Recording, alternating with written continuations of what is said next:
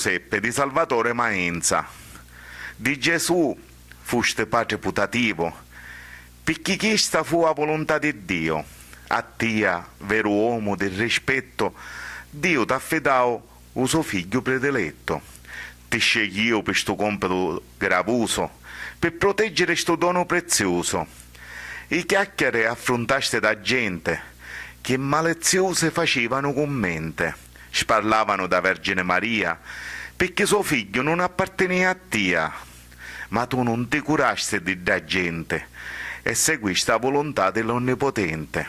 Tu, umile artigiano lavoratore, fusti lo strumento del nostro Signore, da buon padre a Gesù proteggiste e lontano da terra scappaste per scansarlo da stragi di innocente, voluto di un re malvagio e prepotente che in pericolo il suo regno veria e ovvero il re sterminare volia.